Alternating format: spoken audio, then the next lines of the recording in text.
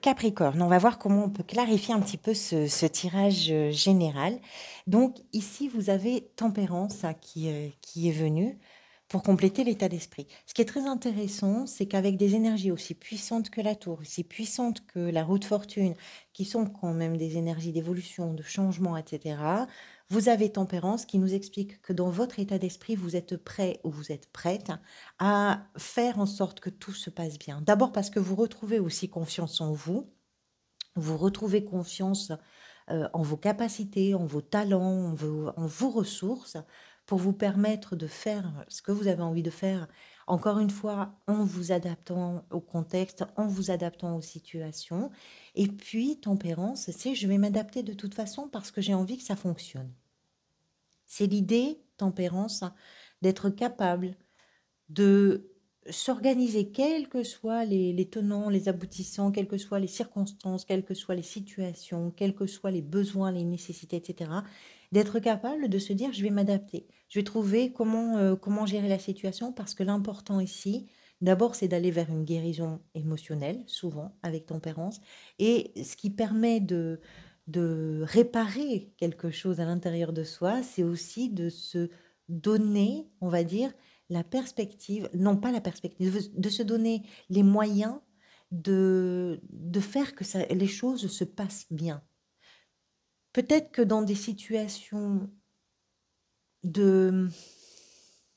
Alors j'allais dire de montagne russe, mais je ne crois pas que ce soit ça. Dans des situations qui sont aléatoires parce qu'on ne les a pas forcément décidées ou qu'on n'a pas forcément choisi les conséquences, les événements, etc., où les choses se déroulent sans qu'on ait vraiment, justement par rapport à la 4 ici de denier, de contrôle dessus.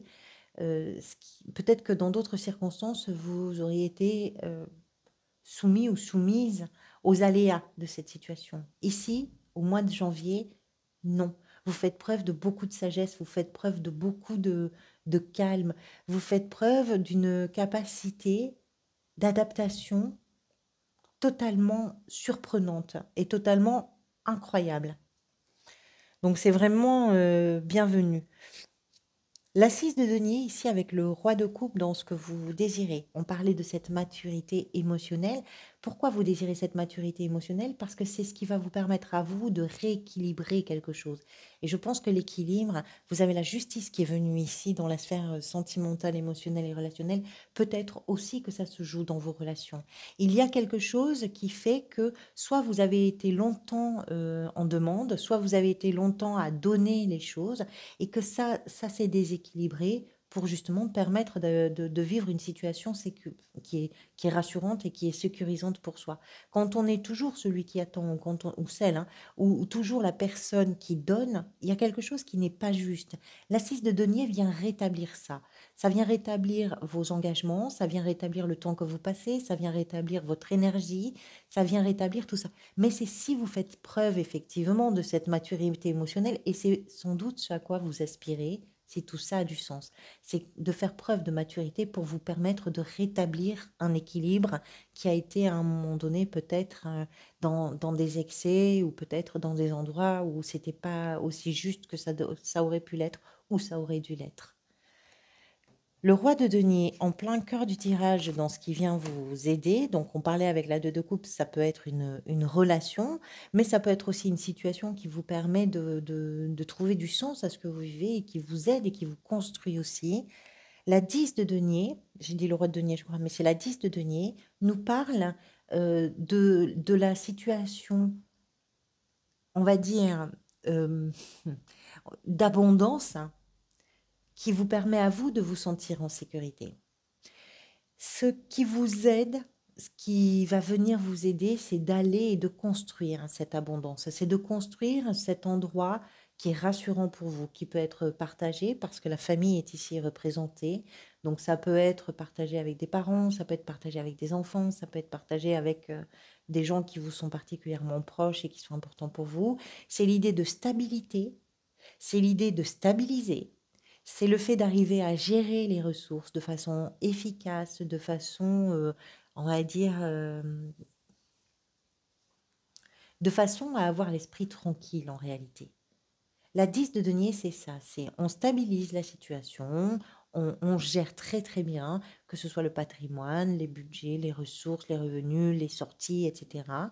Tout ça est particulièrement bien géré et c'est un moment d'abondance et de satisfaction et on se sent bien parce qu'on a le sentiment qu'on est à l'abri. Et c'est ça qui va venir vous aider. C'est que la situation qui vous permet de grandir par rapport aux changements qui sont en cours, par rapport à peut-être, hein, par rapport à tout ce que vous êtes en train de créer avec cette force, cette capacité à vous adapter à tout ça, c'est aussi quelque chose qui va vous permettre d'aller vers cette abondance, vers cette sécurité-là. Dans le défi, vous avez avec la roue de fortune la 7 de denier.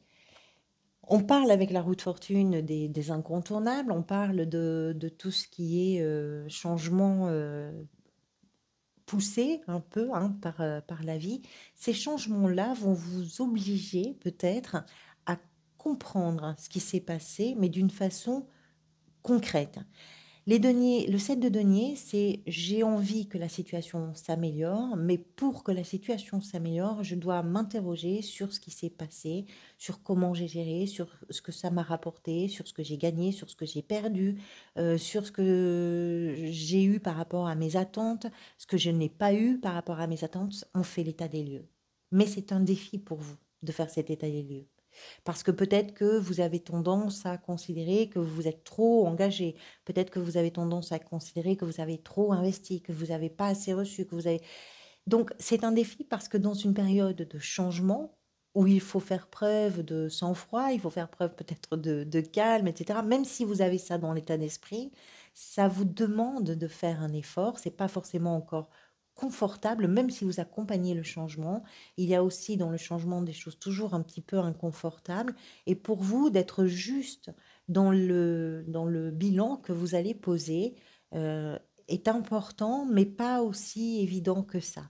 Il est important ce bilan parce que c'est ce qui va vous permettre après de pouvoir évoluer, parce que vous allez avoir une meilleure connaissance en fait de la base sur laquelle vous démarrez votre évolution à venir. Mais il faut que cette analyse ou il faut que cette évaluation soit juste quelque part. Et ça vous demande de l'effort, de faire des efforts.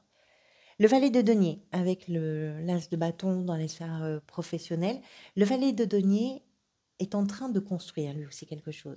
C'est quelqu'un qui envisage l'avenir avec un nouveau projet, avec quelque chose de nouveau en tout cas, même si c'est pas un vrai nouveau projet, même si c'est pas une vraie nouvelle opportunité, mais d'amener, de mettre en place les éléments pour que quelque chose de nouveau puisse se dérouler. C'est ce que fait ce valet de denier. Il prend le temps de préparer. Il prend le temps de concrètement de préparer. Les choses sont déjà en cours avec un valet. C'est pas un vrai commencement comme peut l'être l'as par exemple. Il y a peut-être que cet as arrive aussi parce que vous avez déjà mis des choses en place. Mais tout ça, ça continue en fait. C'est comme si vous étiez déjà dans l'action d'une nouveauté, d'un nouveau projet, d'une nouvelle idée ou de quelque chose de nouveau, mais qu'en même temps vous êtes toujours dans la préparation de tout ça. La justice ici avec l'ermite, donc là c'est très intéressant parce qu'avec l'ermite on comprend qu'il y a une mise en abîme un peu, mais c'est surtout d'aller plonger au cœur de soi, dans ses profondeurs, dans les profondeurs de son âme pour aller questionner, mais d'une façon sincère et profonde. La justice nous explique avec l'ermite qui trouve des réponses, on parle de l'équilibre avec la 6 de denier ici dans ce que vous désirez, la justice nous explique que dans vos relations, là aussi les choses se rééquilibrent. Peut-être aussi parce que vous êtes plus à même de prendre des décisions en conscience. C'est-à-dire que l'ermite vous permet d'avoir un recul sur les situations, vous permet de comprendre les situations dans leur globalité et non pas simplement de votre point de vue, par exemple, mais de prendre en compte le point de vue de tout le monde. Parce que la justice, c'est ça, c'est un processus de questionnement, d'écoute, de communication qui permet d'ouvrir en fait le débat sur toutes les fenêtres qui participent au débat, on va dire, et à partir du moment où on a écouté l'avis de tout le monde, l'argument de tout le monde, on peut prendre une décision qui va rendre justice et qui va peut-être parfois même officialiser quelque chose. Rendre justice, ça peut passer par des décisions, ça peut passer par des signatures, ça peut passer aussi par une autorité, une administration qui officialise une situation dans un sens ou dans l'autre. Là, ça peut, voilà. Et ça peut être l'idée tout simplement d'être capable de prendre des décisions parce qu'on comprend plein de choses et qu'à partir de cette compréhension, on peut rééquilibrer dans le sens de ce qui nous rend justice aussi, mais qui va rendre justice à une situation et à une relation en particulier. Dans ce qui est peut-être en train de se manifester pour vous, avec la 4 de denier, vous avez la 3 de denier, le valet de bâton. On va parler de la 3 de denier d'abord. On parlait ici de contrôler les choses. Ce qui est en train de se manifester, c'est que ce contrôle, ou peut-être cette absence finalement de contrôle, ou ce dépassement du contrôle, c'est quelque chose qui va vous permettre à vous de vous réaligner entre ce que vous désirez, ce que vous voulez, ce que vous faites. Il y a l'idée de l'alignement. Alors c'est vrai qu'on parle aussi avec cette carte de la collaboration, de la co-création, de quelque chose qu'on met en commun pour pouvoir faire avancer ou évoluer un projet, par exemple. Ici, la personne avec qui il vous faut collaborer, en réalité, c'est vous-même. C'est collaborer avec vos émotions, collaborer avec vos désirs, collaborer avec ce que vous rétablissez. Ce que vous rétablissez pour sortir de vos obsessions, de vos phobies, de je ne sais pas quoi, de vos prisons mentales. Ce que vous êtes en train de rétablir qui vous demande de peut-être de dépasser le fait de vouloir absolument contrôler les choses. Et c'est aussi quelque chose qui va vous offrir une ouverture avec ce valet de bâton.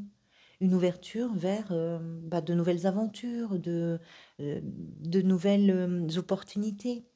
Là aussi, on est avec un valet, donc vous êtes au début du chemin de quelque chose. Ce que je vous disais depuis le tirage général, c'est que vous êtes sur une période à la fois d'aboutissement, de finalisation, de concrétisation ou de sentiment de vous être accompli, peut-être, hein, tout simplement, et en même temps dans une période où quelque chose peut commencer.